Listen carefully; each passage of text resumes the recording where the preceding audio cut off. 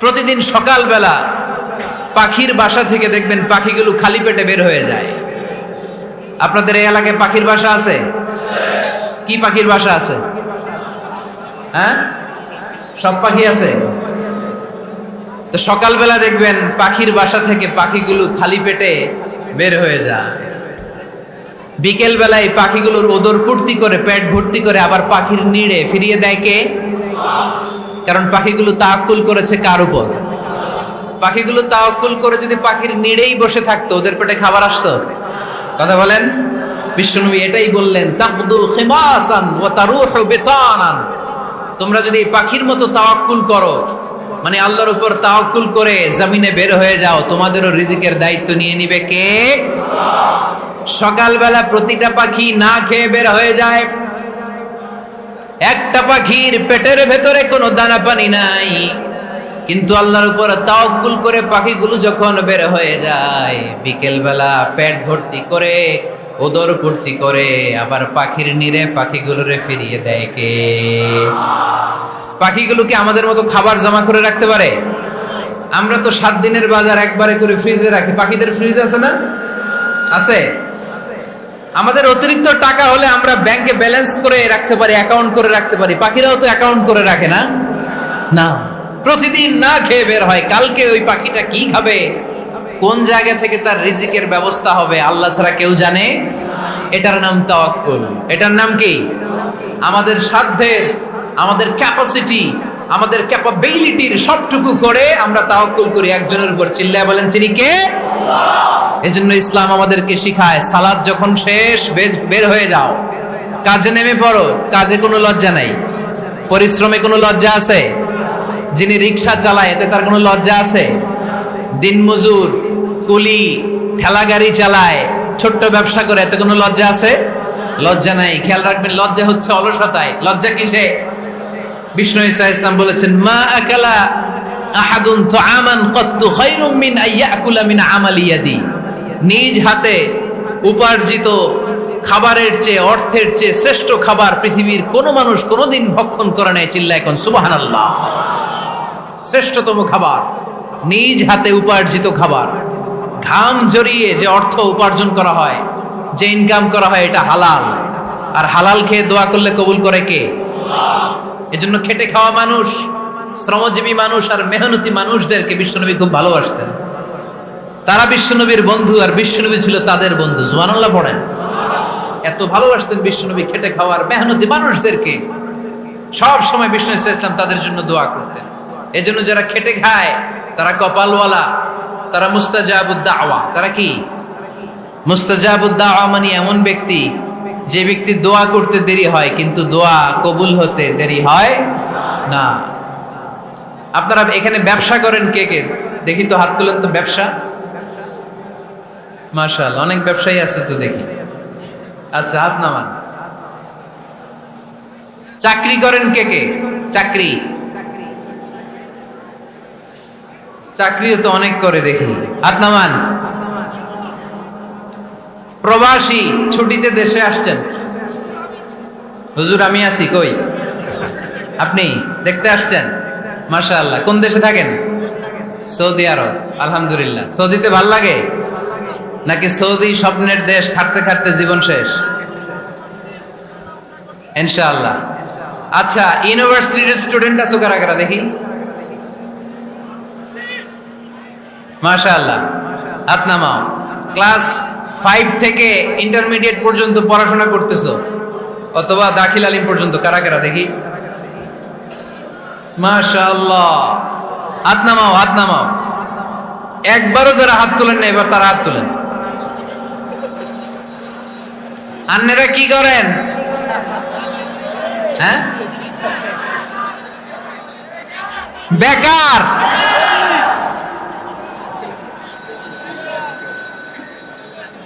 বাংলাদেশে চাকরির বাজার খুব মন্দা, ঠিক কিনা? বাংলাদেশ ইন্ডিয়াতে চাকরি পেতে অনেক কষ্ট। সামান্য একটা পদের জন্য যেখানে চেয়েছে ক্লাস 8 পাস, এখানে ডবল মাস্টার ডিগ্রি অ্যাপ্লাই করছে কয়েক লক্ষ। এজন্য আমাদেরকে উদ্যোক্তা হতে হবে। You have to be the entrepreneur. আমাদের উদ্যোক্তা দরকার বেশি বেশি, নতুন নতুন উদ্যোক্তা নিজেই এমন আইডিয়া নিয়ে আসবে যেই আইডিয়া বিক্রি করে দুর্দান্ত আইডিয়া দিয়ে তুমি পুরো দেশ কাঁপিয়ে দিতে পারো। পারা যাবে না লক্ষ্মীপুরের ছেলেরা? আইডিয়ার অনেক দাম। You have to generate new ideas. নতুন নতুন আইডিয়া এনে মানুষ গোটা বিশ্বকে তাক লাগিয়ে দিচ্ছে। এই যে গত কয়েক বছর আগে কারের একটা রাইড চালু হয়েছে, নাম হয়েছে উবার। কি নাম? ঢাকায় যারা চলাফেরা করেন তারা হয়তো চড়েছেন। উবারের নাম শুনছেন না? এই উবার কোম্পানি কি করে জানেন? নিজেদের ব্যবসা নাই, পুঁজি নাই, পাত্তি নাই, অফিস নাই, কিচ্ছু নাই, কোটি কোটি টাকা হাতায় নিচ্ছে। Just idea, just they are generating new ideas. নতুন নতুন আইডিয়া দিয়ে গোটা বিশ্ব কাঁপিয়ে নিয়েছে একটা মোবাইল অ্যাপসের মাধ্যমে। কিসের মাধ্যমে? Mobile apps. একটা কোম্পানি খুলেছে, গোটা বিশ্বের সব প্রাইভেট কারওয়ালারা ওইখানে রেজিস্ট্রেশন করে আপনি মোবাইলে কোথায় যাবেন, কোত্থেকে যাবেন লিখবেন, গাড়ি আপনার বাড়ির সামনে এসে হাজির। তার একটা পার্সেন্টেজ ওই উবার কোম্পানি পায়। ইউনাইটেড স্টেটস অফ আমেরিকার একটা স্টেট আছে সান ফ্রান্সিসকো, ওইখান থেকে শুরু করছে। 775টা সিটিতে ওদের অপারেশন আছে। বাংলাদেশে ঢাকাতেও আছে। আমি মালয়েশিয়াতে থাকি, ওখানেও আছে, ওখানেও আমরা চড়ি। প্রায় 63টা দেশে ওদের কাজ বাজ আছে। গত বছরে 2018 সালে ওদের প্রফিট ছিল, রেভিনিউ ছিল 11.27 billion US dollar, 11.27 US billion dollar. Just they are selling their ideas. নতুন নতুন আইডিয়া দিয়ে গোটা বিশ্ব কাঁপাচ্ছে। এই উবার যখন চালু হলো, আমি তখন মালয়েশিয়ায় শুনলাম বাংলাদেশে নতুন আর একটা বাইর হইছে, পাঠাও। কি নাম? এটা বোধহয় সারা বাংলাদেশ ব্যাপী হয় নাই, 3টা জায়গায়, সিলেটে, চট্টগ্রামে আর ঢাকায়। এরা আরো চালাক। বাংলাদেশের ছেলেপেলেদের মাথায় চিকন চিকন অনেক বুদ্ধি। এরা ভাবলো এই উবার দিয়ে আর আমরা কত আগাবো, আমাদের গাড়ি আরো ছোট করতে হবে। এরা মোটরসাইকেল রাইড দেওয়া শুরু করছে। জ্যামের শহর ঢাকা, চিপা চাপা দিয়া এরা আপনারা নিয়ে জায়গা মতো পৌঁছায় দেবে।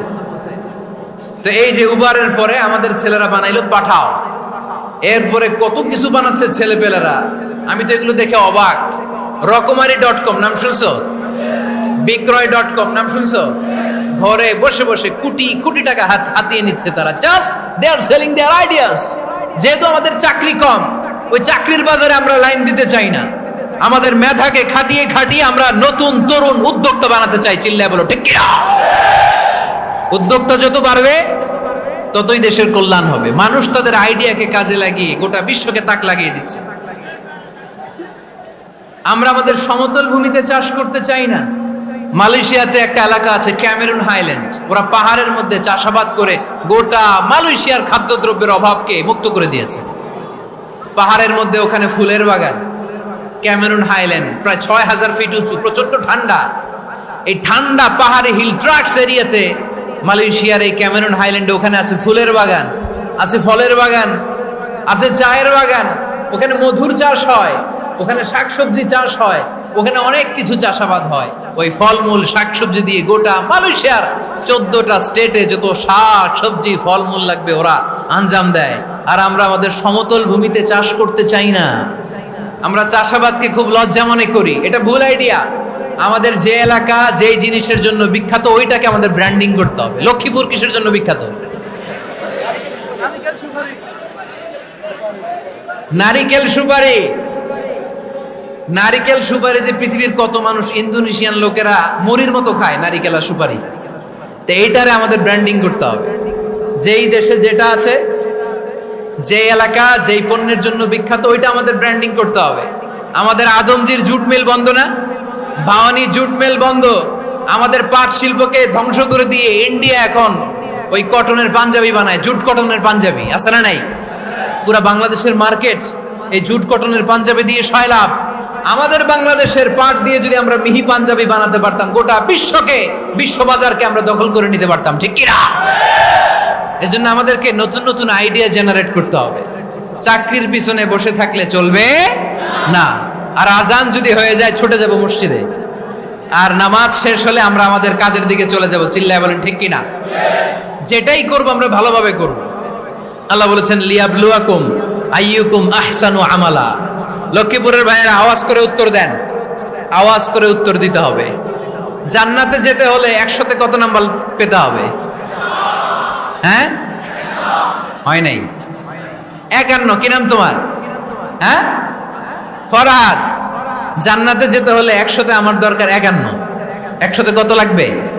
ফাআম্মা মান সাকুলাত মাওয়াজিনুহু ফাহুয়া ফি আইশাতির রাদিয়া। সেদিন মিজানের পাল্লা যার ভারী হয়ে যাবে সে আনন্দ উৎসবে থাকবে। তো মিজানের পাল্লা ভারী হওয়ার জন্য 100তে আমার কত পাওয়া লাগবে? কত পাওয়া লাগবে? 51 পেলেই হয়ে যাবে। এজন্য আল্লাহ বলছেন লিয়াবলুয়াকুম আইয়ুকুম আহসানু আমালা। যেটাই করবে ভালোভাবে করবে। আল্লাহ এটা পরীক্ষা করতে চান যে আমরা ভালোভাবে কে কতটুকু আমল করেছি। যারা আরবি বোঝেন আলেম ওলামা আপনারা জানেন এখানে আল্লাহ বলেননি লিয়াবলুয়াকুম আইয়ুকুম আকসারু আমালা। আল্লাহ এটা দেখতে চান যে তোমাদের মধ্যে থেকে কে বেশি আমল করে। এটা বলছে আল্লাহ? বলে নাই। আল্লাহ বলেছে লিয়াবলুয়াকুম আইয়ুকুম আহসানু আমালা, যে ভালো করে করে। এজন্য আমরা যাই করি না কেন কি করে করব? আওয়াজ করে বলতে হবে। কেমন করে করব? যে কোনো কাজ করো না ভাই, যে কোনো কাজ করো তা যেন হয় সবার চেয়ে সবচেয়ে সুন্দর। পড়েন, যে কোনো কাজ করো না ভাই, যে কোনো কাজ করো তা যেন হয় সবার চেয়ে সবচেয়ে সুন্দর। পড়েন, যে কোনো কাজ করো না ভাই, যে কোনো কাজ করো তা যেন হয় সবার চেয়ে সবচেয়ে সুন্দর। হোক না সেটা পড়া লেখা, রঙের ভাষায় ছবি আঁকা। পড়েন, হোক না সেটা পড়া লেখা, রঙের ভাষায় ছবি আঁকা। হোক না সেটা সামান্য কাজ কিংবা মহত্তর, তা যেন হয় সবার চেয়ে সবচেয়ে সুন্দর। যে কোনো কাজ করো না ভাই, যে কোনো কাজ করো তা যেন হয় সবার চেয়ে সবচেয়ে সুন্দর। চিৎকার করে বলেন ঠিক কিনা? আমরা যেটাই করি না কেন এটা ভালো করে করার দরকার আছে না নাই? এজন্য কাজে আর শ্রমে কোনো লজ্জা নাই। লজ্জা হচ্ছে অলসতায়। লজ্জা কিসে? অলসতায়। বিষ্ণু ঈসা ইসলামের কাছে এক সাহাবী এসে বলল, ইয়া রাসূলুল্লাহ আ'তিনি শাইআন, আপনি আমাকে কিছু দান করেন, আমার কিছুই নাই। বিষ্ণু বললেন, তোমার কিছু নাই? সাহাবী বললেন, ইয়া রাসূলুল্লাহ ঘরে আমার শুধু 2টি জিনিস আছে। কয়টা? চিল্লায় বলেন কয়টা? এক হচ্ছে একটা জামা, 2 হচ্ছে পানি খাওয়ার একটা জগ। বিষ্ণু বললেন, এই 2টাই নিয়ে আস। বিশ্বনবীর কথা শুনে ওই সাহাবী ঘর থেকে জামা নিয়ে আসলেন, পানি খাওয়ার জগ নিয়ে আসলেন। বিশ্বনবী সাল্লাল্লাহু আলাইহি ওয়াসাল্লাম ওনার মুবারক হাত দিয়ে এক হাতে জামা ধরে আরেক হাতে পানির জগটা ধরে সাহাবীদের দিকে উদ্দেশ্য করে বললেন, মাইয়াশতারি হাদাইন, এই 2টা জিনিস কেনার মতো কে কে আছে দেখি। কয়েকজন হাত তুললো। বিশ্বনবী বললেন, কত দিয়ে কিনবা? এক সাহাবী বলে, ইন্নী আশতারিহিমা বিদিরহাম। ও নবী, যদিও এগুলো আমার দরকার নাই, কিন্তু আপনি যেহেতু নিলামে ডাক তুলেছেন, ইয়া রাসূলুল্লাহ ইয়া হাবিবাল্লাহ, আপনার সম্মানে আমি 1 দিরহাম দিয়ে 2টা জিনিস কিনে নেব। 1 দিরহাম, একটা জামা, একটা পানি খাওয়ার জগ, দাম কত? 1 দিরহাম। বিশ্বনবী বললেন, না না, 1 দিরহাম তো অনেক কম হয়ে যায়। মাইয়াজিদু আলা যালিক, এর চেয়ে বেশি দামে কে কিনবা? আরেক সাহাবী হাত তুলে বলতে লাগলো, ইয়া রাসূলুল্লাহ ইয়া হাবিবাল্লাহ ওয়া ইন্নী আশতারিহিমা বিদিরহামাইন, আমি এই জামাটার পানি খাওয়ার জগটা 1 দিরহাম নয় 2 দিরহামের বিনিময়ে কিনতে চাই। বিষ্ণু ঈসা ইসলাম ওই সাহাবাকে দিয়ে দিলেন। দিয়ে 2 দিরহাম নিয়ে যে লোকটা ভিক্ষা করতে এসেছিল তার হাতে 2 দিরহাম দিয়ে বললেন, যাও 1 দিরহাম দিয়ে ঘরে খাবার কিনে দিয়ে আসো, 1 দিরহাম দিয়ে একটা কুঠার কিনে নিয়ে আসো। শুনতেছেন? কি কিনে নিয়ে আসো? কুঠার দিয়ে কি করে? গাছ কাটে। ওই সাহাবী কুঠার কিনে নিয়ে আসার পরে বিশ্বনবী নিজ হাতে কুঠারের মধ্যে একটা কাঠের হাতল লাগাই দিলেন। আল্লাহু আকবার। হাতল ছাড়া কুঠার ইউজ করা যাবে? বিশ্বনবী নিজ হাতে ওই কুঠারের ভেতরে একটা হাতল লাগাই দিলেন আর বললেন, লা উরিদু আন আরাকা 15 আইয়াম, এই কুঠার নিয়ে জঙ্গলে যাও, গায়ে অনেক শক্তি আছে, কাঠ কাটো, এই কাঠ কেটে বাজারে বিক্রি করো, সামনের 15 দিন যেন আমি আমার চোখের সামনে তোমার না দেখি। বিশ্বনবীর পরামর্শ অনুযায়ী কুঠার নিয়ে ওই সাহাবী জঙ্গলে চলে গেলেন। কাঠ কেটে বাজারে বিক্রি করতে করতে 15 দিন পরে 10 দিরহাম নিয়ে বিশ্বনবীর দরবারে হাজির হয়ে গেলেন। 10 দিরহাম নিয়ে বিশ্বনবীর কাছে হাজির হয়ে গেলেন। সাহাবী এসে বলল, ইয়া রাসূলুল্লাহ, এখন আর আমার ভিক্ষা করা লাগে না, আমার গায়ে অনেক শক্তি আল্লাহ দিয়েছে, আই এম ভেরি এনার্জেটিক। আপনার দেয়া বরকতের কুঠার দিয়ে আমি কাঠ কেটে কেটে স্বাবলম্বী হতে শুরু করেছি। সুবহানাল্লাহ পড়েন। আমি এখন 10 দিরহামের মালিক। বিশ্বনবী বললেন, লা আইয়াহতাতিবা আহাদুকুম হুজমাতান আলা যাহরিহি খায়রুম মিন আইয়াসআলা শাইআন ফায়ু'তিয়াহু আও ইয়ামনাহু। যাদের গায়ে শক্তি আছে তারা ভিক্ষা না করে কাঠ কেটে পিঠে সেই বোঝা নিয়ে বাজারে বিক্রি করা অনেক ভালো। কারণ কারো কাছে যদি তুমি হাত পাতো, সে দিতেও পারে, নাও দিতে পারে। আর কষ্ট করলে কষ্ট কোনোদিন বৃথা যায় না। চিল্লায় বলেন ঠিক কিনা? বিষ্ণু ঈসা ইসলামের অনুপ্রেরণায় এই সাহাবা অল্প কিছুদিনের ব্যবধানে স্বাবলম্বী হয়ে গেলেন। What is the moral of the story? বিশ্বনবীর এই প্রফেটিক স্টোরি থেকে আমাদের কি শিক্ষা? লেসন নাম্বার 1, বিশ্বনবী চাইলেই ওই 2 দিরহাম দিয়ে বলতে পারতো, যাও খাবার দাবার কিনে ফ্যামিলিতে দিয়ে আসো। সে ওই 2 দিরহাম নিয়ে খাবার দাবার কিনে ফ্যামিলিকে খাইয়ে রাত্রে আবার ভিক্ষায় নামতো। কথা কন, রাত্রে কি করতো? ভিক্ষায় নামতো। বিষ্ণু ঈসা ইসলাম তাকে কাজ করে খাওয়ার জন্য উৎসাহ দিলেন। পাশাপাশি বিষ্ণু ঈসা ইসলাম পার্মানেন্ট সলিউশন দিলেন। এজন্য পার্মানেন্ট সলিউশনের ব্যবস্থা করতে হবে। অনেকে আমরা যাকাত দেই, জাকাতের শাড়ি দেই, জাকাতের লুঙ্গি দেই, আছে না নাই? লক্ষ্মীপুরে এরকম দেয় নাকি? কি দেয়? হ্যাঁ, গাড়ি গাড়ি দেয়, শাড়ি না। জাকাতের শাড়ি, জাকাতের লুঙ্গি বলতে কোনো কথা ইসলামে নাই। এগুলো খুব কম দামি শাড়ি, যাদেরকে এগুলো দেয়া হয় তাদেরকে অপমান করা হয়, ঠিক কিনা? আল্লাহ বলেছেন, ওয়ালাকাদ কাররামনা বানি আদম, I have dignified the status of the sons of Adam. আমি আদমের সব সন্তানদেরকে সম্মানিত করেছি। সুবহানাল্লাহ পড়েন। আপনাদের চেয়ে সম্মানিত কেউ আছে? মানুষের চেয়ে সম্মানিত গোটা বিশ্বে আর কোনো মাখলুকাত আছে? নাই। এজন্য জাকাতের শাড়ি দেয়া যাবে না, জাকাতের লুঙ্গি দেয়া যাবে না। জাকাতের শাড়ি আপনারা দেখছেন, এটারে একবার ধোয়ার পরে দ্বিতীয়বার পরা যায় না। মশারি কি পাতলা, এর চেয়েও পাতলা। এই জন্য জাকাতের শাড়ি, জাকাতের লুঙ্গি বলতে ইসলামে কোনো পরিভাষা নাই। আপনাকে স্বাবলম্বী করে দেওয়ার চেষ্টা করতে হবে।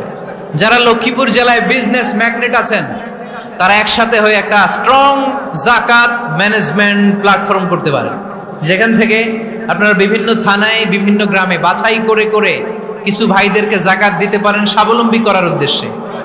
যেই ফ্যামিলিকে আছে, কি নাম এটার? পল্লী উন্নয়ন ক্লাব। মাশাআল্লাহ, জাকাত ফান্ড দিয়ে বিদেশে লোক পাঠায়। এর চেয়ে সুন্দর পদ্ধতিতে জাকাত বিতরণ আর হতে পারে? যেই লোকটাকে, যেই ছেলেটাকে বিদেশে পাঠানো হয়েছে, ওই ফ্যামিলিটা আর কোনোদিন জাকাতের শাড়ি নেওয়ার জন্য লাইনে দাঁড়াবে? যেই ছেলেটাকে ওনারা অস্ট্রেলিয়ান গাভী কিনে দিছে, দুধ বিক্রি করে যেই ফ্যামিলিটা স্বাবলম্বী হতে শুরু করেছে, তারা আর কোনোদিন জাকাতের লাইনে যেয়ে দাঁড়াবে না। এজন্য জাকাত দিতে হবে স্বাবলম্বী করার জন্য। ইসলাম আমাদেরকে এটাই শিখিয়েছে, কাজ করে খেতে হবে। কাজে লজ্জা নেই, লজ্জা হচ্ছে অলসতায়। লজ্জা কিসে? আজকের আলোচনা থেকে এটা মুখস্থ করে নিতে হবে, কাজে লজ্জা নেই। লক্ষ্মীপুরের ইয়াংস্টারেরা শ্রমে লজ্জা নেই, পরিশ্রমে লজ্জা নেই, লজ্জা অলসতায়। লজ্জা কিসে? আরো জোরে। নবীরা কি এমনি এমনি বসে বসে খাইছে? কঠিন পরিস্থিতিতেও নবীরা পরিশ্রম করে উপার্জন করা লেগেছে, ঠিক কিনা? সাইয়েদনা মারিয়াম আলাইহিস সালাম, যার নামে আল্লাহ তাআলা কোরআনে একটা সূরা দিলেন, উনি পৃথিবীতে এমন একজন মহিয়সী নারী, যেই নারীর গর্ভে, যেই নারীর পেটের ভেতরে স্বামীর স্পর্শ ছাড়া সন্তান দিয়েছে কে? সাইয়েদনা ঈসা আলাইহিস সালাম পেটে আসলেন। মারিয়াম আলাইহিস সালাম লজ্জা পেলেন। হায় হায়, কেমন করে এলাকাবাসীদের কাছে আমি আমার মুখ দেখাবো? বিয়ে করি নাই, স্বামী নাই, বিয়ে হয় নাই, স্বামী নাই, কিন্তু পেটে সন্তান চলে এসেছে। হায় হায়, এলাকায় কেমনে মুখ দেখাবো? লজ্জায় পড়ে মারিয়াম আলাইহিস সালাম এলাকা থেকে চলে গেলেন। কি অবাক করে কাণ্ড! বাচ্চা ভূমিষ্ঠ হওয়ার জন্য, বড় হওয়ার জন্য 6 মাস 7 মাস লাগে নাই, পেটে বাচ্চা আসার সাথে সাথে বাচ্চাটারে বড় করে দিয়েছে কে? সাইয়েদাতুনা মারিয়াম আলাইহিস সালাম এবার বসে পড়লেন, বুঝতে আরম্ভ করলেন প্রেগন্যান্সির পেইন উঠেছে, হঠাৎ করে পেট থেকে বাচ্চা ভূমিষ্ঠ হয়ে যাওয়ার পরে উনি কাঁপতে আরম্ভ করলেন, ক্ষুধার চোটে, খাবার কিছু নাই, সামনে ঝর্ণা, উপরে একটা খেজুর গাছ। সাইয়েদনা ঈসা আলাইহিস সালামকে কোলে নিয়ে মারিয়াম আলাইহিস সালাম মনে মনে ভাবে, হায় রে, কেউ যদি একটু খেজুর পেড়ে দিত, এই ক্ষুধার মুহূর্তে আমি খেজুর খেয়ে পেটের ক্ষুধা নিবারণ করতাম। রব্বুল আলামিন মারিয়ামকে উদ্দেশ্য করে আয়াত নাজিল করে দিলেন, ওয়া হুজ্জি ইলাইকি বিজিযিন নাখলাতি তুসাকিত আলাইকি রতবান জানিয়া। কোরআন সাক্ষী, হুজ্জি ইলাইকি বিজিযিন নাখলা, এর মানে হচ্ছে মারিয়াম, কেউ পেড়ে দিবে না, একটু কষ্ট করে হাতটা উঁচু করে খেজুরের ডালা ধরে ঝাঁকুনি মারো, টসটসে কাঁচা পাকা খেজুর নিচের দিকে পড়বে, তারপর তুমি তুলে খাবে। সুবহানাল্লাহ পড়েন। আল্লাহ চাইলে অটোমেটিক্যালি কারামাত হিসেবে খেজুরগুলো নিচে ফেলতে পারতেন না? কথা কন, খেজুরগুলো অটোমেটিক্যালি নিচের দিকে পড়ছে? পড়ে নাই। আল্লাহ শিক্ষা দিয়েছে, যেই পরিস্থিতিতে থাকো না কেন, তোমাকে শ্রম ব্যয় করে, কষ্ট করে তোমার উপার্জন করতে হবে, রিজিকের বন্দোবস্ত করতে হবে। চিল্লায় বলেন ঠিক কিনা? ইসলাম আমাদেরকে এটাই শিখিয়েছে, কাজে লজ্জা নাই।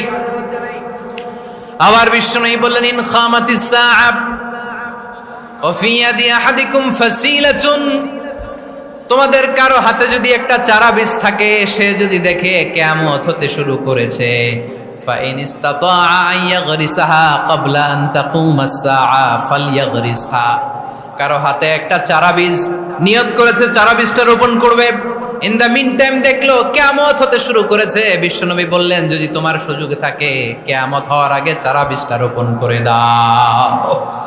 কথা বুঝতে পেরেছেন? আপনার হাতে একটা চারা বীজ, আপনি প্ল্যান করেছেন এই চারা বীজটা রোপণ করবেন, ইন দ্য মিন টাইম দেখলেন কি হওয়া শুরু হয়েছে, ইযা জুলজিলাতিল আরদু জিলজালাহা, দ্য বিগেস্ট আর্থকোয়েক, ভূমিকম্প শুরু হয়েছে, কিয়ামত হয়ে যাবে। বিশ্বনবী বললেন, কিয়ামত হইতেছে ওদিকে, আর তোমার হাতে যদি চারা বীজ থাকে, দেরি করো না, কিয়ামত তোমার কাছ পর্যন্ত আসার আগে সুযোগ পেলে চারা বীজটা রোপণ করে দাও। ইসলাম শিখিয়েছে শেষ নিঃশ্বাস পর্যন্ত তোমাকে লড়ে যেতে হবে। এই পৃথিবীতে কেউ কাউকে জায়গা করে দেয় না, জায়গা করে নিতে হয়।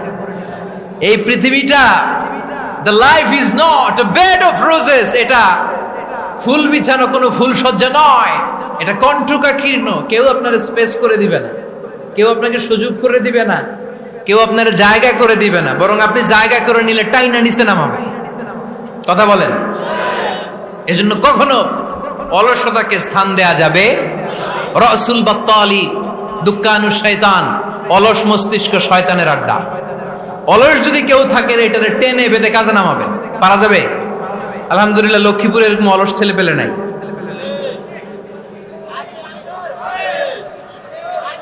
আছে? আমরা আজকে অলসতাকে নো বলে যাবো এই মাহফিল থেকে। অলসতাকে আমরা কি বলবো? আওয়াজ করে বলতে হবে, অলসতাকে কি বলবো আমরা?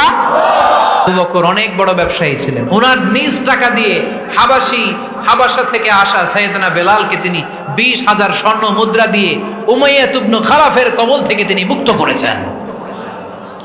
সাইয়েদনা উসমান যুন্নুরাইন বড় ব্যবসায়ী ছিলেন, নিজের টাকা দিয়ে মদিনার মুসলমানেরা পানি খেতে পারে না, বিইরে রুমা নামে একটা কুয়া ছিল, এই কুয়ার মালিক ছিল ইহুদি। মুসলমানেরা পানি খেতে গেলে এসে বকা দিত, পানি খেতে দিত না। বিশ্বনবী বললেন, আমার সাহাবীদের মধ্যে এমন কি কেউ নাই নিজের অর্থায়নে বীরে রুমা কিনে মুসলমানদেরকে দিয়ে দিবে? সাইয়েদনা উসমান যুন্নুরাইন বলল, ইয়া রাসূলুল্লাহ, আপনার খেদমতে আমি হাজির। মুহূর্তের মধ্যে সাইয়েদনা উসমান যুন্নুরাইন নিজের অর্থায়নে বীরে রুমাটা কিনে মুসলমানদের জন্য সদকা করে দিয়েছে। তো ব্যবসা না করলে, কর্মঠ না হলে, উপার্জন না হলে সদকা করা যাবে? চিল্লায় বলেন, করা যাবে? সুনানে তিরমিজির বর্ণনা, বিষ্ণু ঈসা ইসলাম মক্কা থেকে যত সাহাবারা হিজরত করে মদিনায় এসেছে, মদিনাতে কোন না কোন সাহাবার সাথে বিশ্বনবী ভ্রাতৃত্বের বন্ধনে আবদ্ধ করে দিয়েছে। সুবহানাল্লাহ পড়েন। এজন্য মক্কা থেকে যারা এসেছে এদেরকে বলে মুহাজির, এদেরকে কি বলে? আর মদিনায় যারা ছিল এদেরকে বলে আনসার, এদেরকে কি বলে? আওয়াজ করে উত্তরে দিবেন। মক্কা থেকে যারা এসেছে তাদের নাম মুহাজির, আর যারা মদিনার সাহাবী তাদের নাম আনসার। আজকে এই মাহফিলে লক্ষ্মীপুর এর বাইরে থেকে কারা কারা আসছেন দেখি?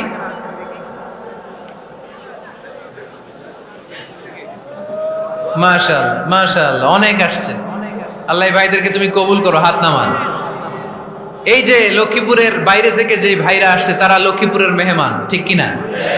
মক্কা থেকে হিজরত করে যে সমস্ত সাহাবারা এসেছিল তারা ছিল মদিনার মেহমান। বিশ্বনবী এক এক মক্কার সাহাবীকে মদিনার এক এক সাহাবীর সাথে ভ্রাতৃত্বের বন্ধনে আবদ্ধ করে দিলেন। আব্দুর রহমান ইবনে আউফ রাদিয়াল্লাহু তাআলা আনহু, ওনার সাথে ভ্রাতৃত্বের বন্ধনে যে সাহাবীকে বিশ্বনবী আবদ্ধ করে দিলেন ওনার নাম হচ্ছে সাদ ইবনে রাবিয়া। কি নাম? মদিনার অনেক বড় ব্যবসায়ী। বিশ্বনবী বললেন, ও আব্দুর রহমান ইবনে আউফ,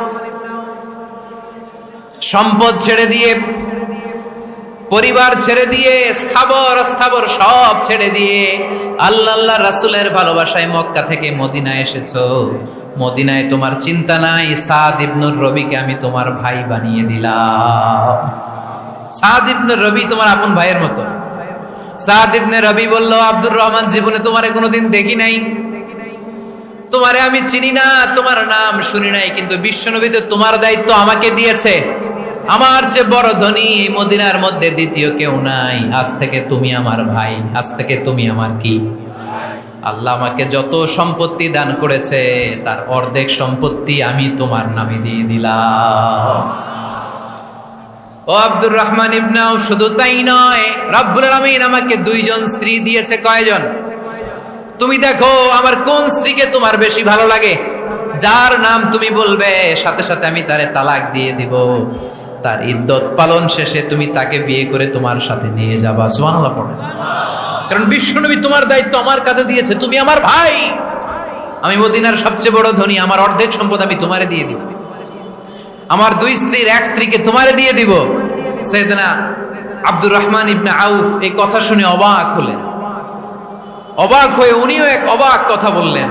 উনি বললেন, লা হাজাতা লি ফি ইয়া আখি, ও আমার প্রাণের ভাই, তোমার কথা শুনে আমার হৃদয়টা ভরে গিয়েছে, কিন্তু তোমার সম্পদেরও দরকার আমার নাই, তোমার স্ত্রীরও দরকার আমার নাই। বারাকাল্লাহু ফি মালিক ওয়া লি আহলিক, আল্লাহ তোমার মালেও বরকত দেখ, তোমার সম্পদেও বরকত দেখ। তুমি শুধু একটু কষ্ট করবা। কি কষ্ট? দুল্লানি আলা সুক, show me the way to the market. তুমি মদিনায় কোনো মার্কেট আছে কিনা, শপিং মল আছে কিনা, ব্যবসা প্রতিষ্ঠান আছে কিনা আমারে দেখায় দাও। সুবহানাল্লাহ পড়ে। আমরা হইলে কি করতাম? লক্ষ্মীপুরে যারা আসছে এদের একজনকে যদি বলা হয়, ভাই আপনি এখন থেকে লক্ষ্মীপুরের ভাই, আমার অর্ধেক সম্পদ আপনারে দিয়ে দেব, কি করবে? পায়ের উপর পা তুলে খাবে আর বলবে, কি আনন্দ আকাশে বাতাসে, ঠিক কিনা? এরপর যদি বলি, ভাই আমার দুই বউ, যেটারে সুন্দর লাগে বলেন তালাক দিয়ে দেই, নিয়ে যান, কি বলবে? কি আনন্দ আকাশে বাতাস। আল্লাহ রাসূলের সাহাবী আব্দুর রহমান ইবনে আউফ বললেন, লা হাজাতা লি ফি, আমার দরকার নাই। দুল্লানি আলা সুক, just show me the way to market. এখানে মার্কেট কই আছে দেখায় দাও। অবাক হয়ে গেলেন সাদ বিন রবি। বললেন, ও আব্দুর রহমান ইবনে আউফ, ঠিক আছে, তুমি যদি নিতে না চাও তোমারে আমি জোর জবরদস্তি করব না। শুনে রাখো, মদিনাতে ইহুদিদের কয়নুকার একটা বাজার আছে। এই কথা বলার সাথে সাথে আব্দুর রহমান ইবনে আউফ চলে গেলেন। এর পরের দিন অল্প কিছু পনির আর ঘি দিয়ে ব্যবসা শুরু করলেন। পনির আর ঘিয়ের ব্যবসা করতে করতে করতে করতে ব্যবসায় তিনি এত লাভ করলেন, উনি বললেন, আমি যদি কখনো মদিনার বালুর মধ্যে হাত দিতাম ওই বালুটারও সোনা বানায় দিত কে? দুল্লানি আলা সুক। লক্ষ্মীপুরের কর্মঠ যুবক ভাইরা, এই আব্দুর রহমান ইবনে আউফ আমাদের প্রেরণা। উনি অন্যের ঘাড়ে পাড়া দিয়ে খেতে চায় নাই, আরেকজনের উপর ডিপেন্ডেন্ট বা নির্ভরশীল হতে চায় নাই। তিনি স্বাবলম্বী হওয়ার শিক্ষা, লেসন কিয়ামত পর্যন্ত গোটা বিশ্বের যুবকদের জন্য রেখে গিয়েছে। চিল্লায় বলো ঠিক কিনা? দুল্লানি আলা সুক, show me the way to market. Market কোথায় দেখাও। পনির আর ঘি নিয়ে ব্যবসা করতে করতে কয়েক মাসের ব্যবধানে ইতিহাস সাক্ষী সাইয়েদনা আব্দুর রহমান ইবনে আউফ মদিনার বিশাল বড় বিজনেস ম্যাগনেটে পরিণত হয়ে গেলেন। চিল্লায় পড়েন আল্লাহু আকবার। এজন্য ব্যবসার ভিতরে বরকত ঢুকিয়ে দিয়েছে কে? বিষ্ণু বললেন, আত-তাজিরা সাদুকাল আমিন মা'আন নাবিয়্যিন ওয়াস সিদ্দীকিন ওয়াশ শুহাদা ওয়াস সালিহিন। আমানতদার ব্যবসায়ী তারা সাধারণ কোনো মানুষ নয়, কিয়ামতের দিন নবীদের সাথে হাসর হয়ে যাবে। আপনারা যারা ব্যবসা করেন, এটা সাধারণ বিষয় নয়। বিষ্ণু ইসলাম নিজেও ব্যবসায়ী ছিলেন। ওনার জীবনের প্রথমে তিনি খাদিজা রাদিয়াল্লাহু তাআলা আনহার ব্যবসার স্টাফ হয়ে কাজ শুরু করেছেন, এরপর নিজে ব্যবসা শুরু করেছেন। এরপরে খাদিজাতুল কুবরা রাদিয়াল্লাহু তাআলা আনহা সব সম্পত্তি বিয়ের পরে বিশ্বনবীর পায়ের সামনে ঢেলে দিয়েছেন।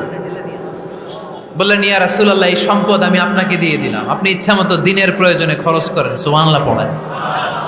এজন্য বিষ্ণু ঈসা ইসলাম আমাদের জন্য উপমা, আব্দুর রহমান ইবনে আউফ আমাদের জন্য উপমা।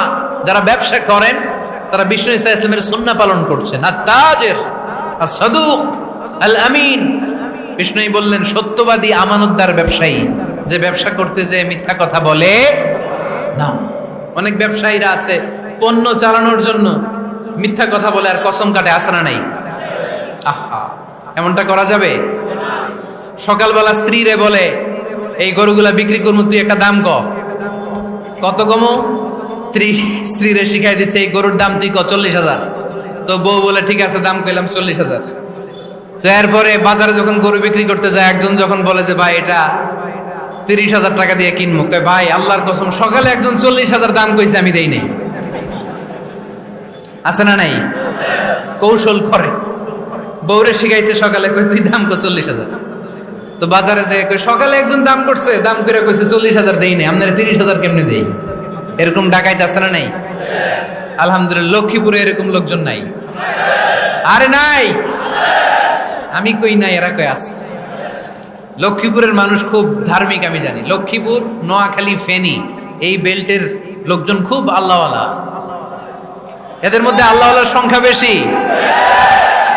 এখানে আলেম ওলামা বেশি, এখানে মসজিদ মাদ্রাসা বেশি। এই জন্য এই জেলাগুলোতে আল্লাহর রহমতও বেশি। আল্লাহ, তুমি এই জেলার ছেলেবেলাদেরকে, এই জেলার লোকদেরকে তুমি কবুল করো, মা বোনদেরকে তুমি কবুল করো। সম্মানিত ভাইয়েরা, এজন্য আজকের মাহফিল থেকে আমরা যেটা শিখলাম সেটা হচ্ছে, পরিশ্রমে কোনো লজ্জা আছে? আমরা কাজ করে খাবো, ঠিক কিনা? Never under estimate any job. যুবক ভাইয়েরা, লক্ষ্মীপুরের যুবক ছেলেরা, শুনতেছ? এরকম আওয়াজ করতে হবে, কান খাড়া করে শোনো। Never under estimate any job. কোন চাকরিকে ছোট করে দেখা যাবে না, whether it's small or big, you don't care. এটাতে কেয়ার করা যাবে না। ছোট্ট চাকরি পাইলেই ঢুকে যাবা, বড় অফার আসলে পরে ঢুকবা। এটা ছোট কাজ, এটা হোটেলের ওয়েটার, এটা ছোট্ট স্টাফ, এটা কেরানি না। কাজ কাজই, কাজের মধ্যে কোনো ছোট বড় নাই। খেটে খাওয়া মানুষকে বিশ্বনবী অনেক সম্মান করতেন। বিষ্ণু ঈসা ইসলাম খেটে খাওয়া মানুষদেরকে এত ভালোবাসতেন, বিদায় হজের মতো এত গুরুত্বপূর্ণ ভাষণও এই মেহনতি মানুষদের কথা বাদ যায়নি। সুবহানাল্লাহ পড়বেন না? দিনটা ছিল জুমাবার। বিষ্ণু ঈসা ইসলাম আরাফাতের ময়দানে দাঁড়িয়ে ঐতিহাসিক একটা ভাষণ দিলেন। এই ভাষণের নাম হলো বিদায় হজের ভাষণ। এই বিদায় হজের ভাষণেও খেটে খাওয়া মানুষের কথা বিশ্বনবী বাদ দেয় নাই। বিশ্বনবী বলেছেন, আরিক্কাকুম, খবরদার, অধীনস্থ কর্মচারীদের সাথে খারাপ আচরণ করো না। আতঈমুহুম মিম্মা তাকুলুন ওয়াকসুহুম মিম্মা তালবিসুন। খবরদার, মনে রেখো, তোমরা যা খাবে তোমাদের অধীনস্থ কর্মচারীদেরও তা খাওয়াবে, তোমরা যা পড়বে তাদেরও তা পড়াবে। বিশ্বনবী শেষ নিঃশ্বাস ত্যাগ করে যাওয়ার আগে যেই কয়েকটা কথা বলেছিলেন, তার মধ্যে মেহনতি মানুষদের জন্য কথা আছে না রাই? বিষ্ণু ঈসা ইসলাম যখন শেষ নিঃশ্বাস ত্যাগ করবেন, তিনি বলেছিলেন, আসসালাত আসসালাত, উম্মতেরা, নামাজ নামাজ, নামাজ ছেড়ে দিও না, নামাজ তরক করো না, নামাজ কাজা করো না। আর বলেছিলেন, ওমা মালাকাত আইমানুকুম, অধীনস্থ কর্মচারীদের সাথে খবরদার খারাপ আচরণ করো না। যারা কর্মচারীদের সাথে খারাপ আচরণ করে, যারা মানুষের কাছ থেকে শ্রম নিয়ে কাজ করিয়ে টাকা দেয় না, কিয়ামতের দিন তাদের বিরুদ্ধে মামলা দায়ের করবে কে? কে করবে?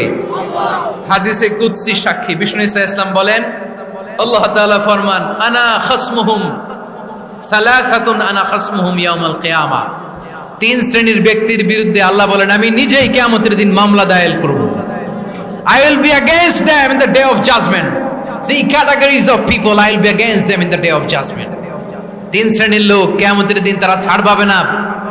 আল্লাহ বলেন, আমি নিজেই তাদের বিরুদ্ধে মামলা দায়ের করব। এর মধ্যে এক শ্রেণীর লোক হচ্ছে রজুলুন ইস্তাআজারা আজীরান ফাস্তাউফা মিনহু ওয়া লাম ইউতি আজরা, একজন শ্রমিক ভাড়া করে তার কাছ থেকে কাজ নিয়েছে কিন্তু তার পারিশ্রমিক আদায় করে নাই। এরকম আছে না নাই? দাপট দেখায় ইউনিভার্সিটির ক্যান্টিনগুলোতে, ইউনিভার্সিটির ক্যান্টিনে যে খায় মাগার বিল দেয় না, এরকম টাকায় আছে নাই? চায়ের দোকানে চা খায় পরে দিমু, বিল দেয় না, আছে না নাই? দোকানে যে পণ্য কিনে বিল দেয় না, পরে দিমু, আছে না নাই? কিয়ামতের দিন আল্লাহ তোরে মাস্তানি ছুটাবে, চিল্লা এখন ঠিক কিনা? আনা খাসমুহুম, আমি নিজেই তাদের বিরুদ্ধে মামলা দায়ের করব। কথাটা কার? আল্লাহ। এজন্য বিশ্বনবী বললেন, খবরদার, মেহনতি মানুষ, খেটে খাওয়া মানুষ, এদের দোয়া কবুল হয়ে যায়। আতুল আজীরা আজরাহু ক্বাবলা আন ইয়াজিফা আরাকুহু, খবরদার, বিশ্বনবী বললেন, শ্রমিকের ঘাম শুকিয়ে যাওয়ার আগে তাদের পারিশ্রমিক মিটিয়ে দাও। বিশ্বনবীর বিখ্যাত হাদিস, আতুল আজীরা আজরাহু ক্বাবলা আন ইয়াজিফা আরাকুহু, শ্রমিকের ঘাম মাটিতে লাগার আগে, শুকিয়ে যাওয়ার আগে তাদের পারিশ্রমিক মিটিয়ে দাও।